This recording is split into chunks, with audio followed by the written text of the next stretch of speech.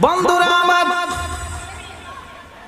পৃথিবীতে যার মাধ্যমে আমরা দুনিয়ার জমিনে আসলাম, ওয়াবিল ওয়ালিদাইনি হিসানা, পিতা মাতার সাথে সৎ ব্যবহার করতে হবে। কেন আমরা সৎ ব্যবহার করব? এই জন্য করব যেই মা বাবার কারণে আমি সুন্দর পৃথিবীর মুখ দেখলাম, ঠিক কিনা? মা বাবার মতো এত আপন পৃথিবীর জমিনে আর কেউ নাই। মার চেহারার দিকে তাকাইলে, বাবার চেহারার দিকে তাকাইলে, রাসূলের সামনে সাহাবীদের সামনে রাসূল যখন বর্ণনা করলেন, সাহাবীরা রে, ও সাহাবীরা,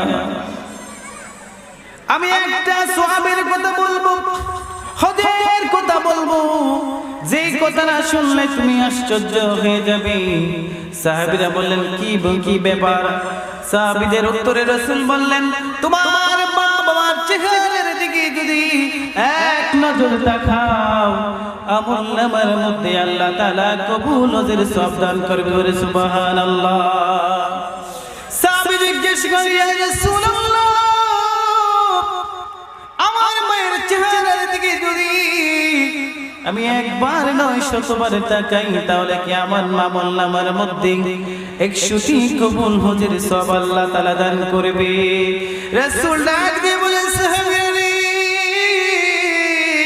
তোমার মায়ের চেহারার দিকে যদি একবার নয় শতবার তাকাও, আমলনামার মধ্যে আল্লাহ রাব্বুল আলামিন কবুল হজের সব 100টি দান করে দিবে। বলে সুবহানাল্লাহ।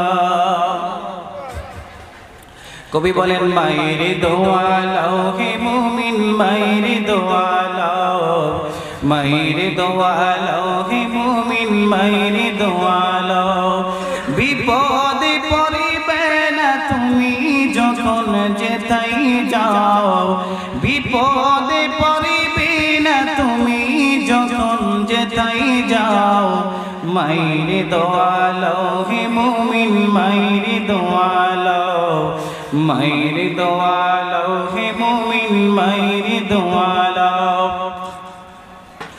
মা বাবা সন্তানের জন্য যে দোয়াটা করে যায়, পৃথিবীর সকল মানুষ যদি তার জন্য দোয়া করে, আর মা বাবা যদি সন্তানের জন্য দোয়া করে, ওই হাজার হাজার মানুষের দোয়ার চেয়ে মা বাবার দোয়াটা সবচেয়ে আগে কবুল হয়ে যায়। জোরে বলে সুবহানাল্লাহ।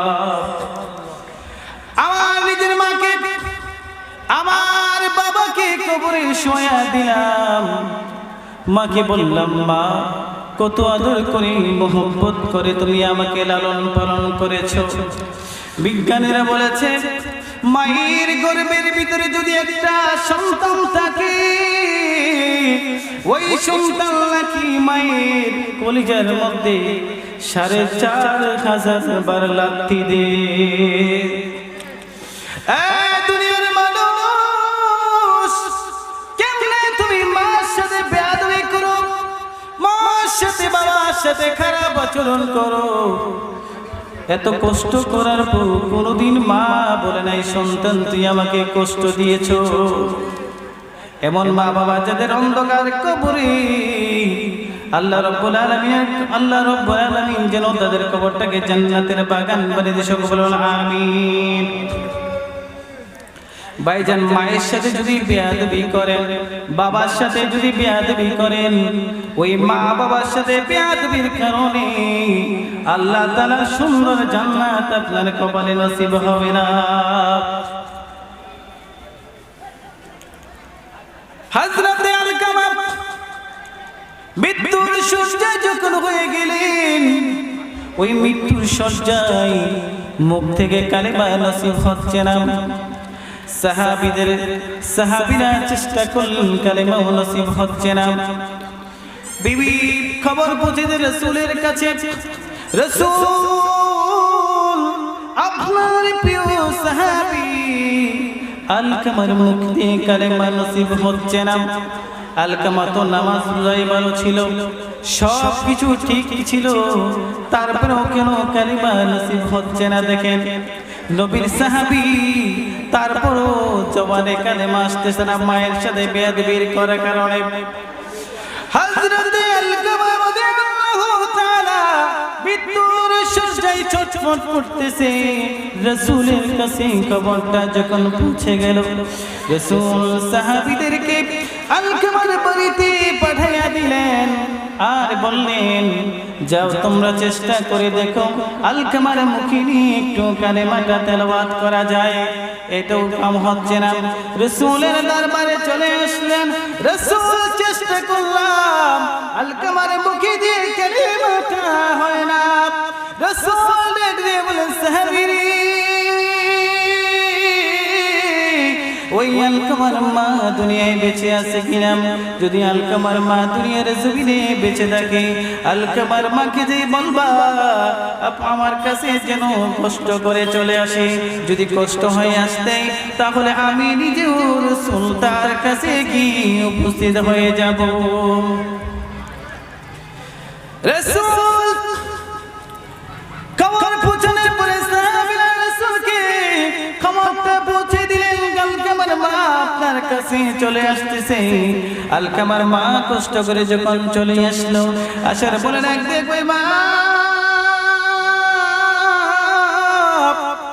আলকামার মুখে কেন কালেমা আসে না? আপনার সাথে কি মুস্তাকি করেছে, অন্যায় করেছে, অপরাধ করেছে? কয়, আলকামা আমার সাথে তেমন কোনো আচরণ খারাপ করে নাই, একমাত্র একটাই কষ্ট, আমার এই সন্তান আমাকে প্রাধান্য দিয়ে তার স্ত্রীকে প্রাধান্য দিয়ে, বলেন নাউযুবিল্লাহ। এই জন্য তার মুখ দিয়ে কালেমা আসে না।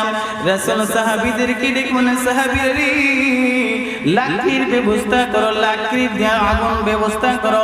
ওই লাকড়ি দিয়ে জ্বলন্ত আগুনের ভিতরে আলকামাকে পুড়ে ছাই ছাই করে দেব। আলকামার মা ক্ষমা করে না, যখন চোখের সামনে সন্তানকে পুড়ে ছাই করে দিবে, এই কথা যখন রাসূলের কথাটা সংসারের মধ্যে লাগলো, বলে, রাসূল আমার সন্তান আমার সামনে আগুনে পুড়ে ছাই হয়ে যাবে, আমি কিভাবে সহ্য করব? রাসূল আমি ক্ষমা করে দিলাম, আমার প্রিয় সন্তানকে আমি ক্ষমা করে দিলাম। যে মাত্র মা জননী ক্ষমা করে দিলেন, ওই মুহূর্তে বাহির থেকে শোনা গেল আলকামার মুখে যেন মধুর কালেমা পড়তেছে, লা ইলাহা ইল্লাল্লাহু মুহাম্মাদুর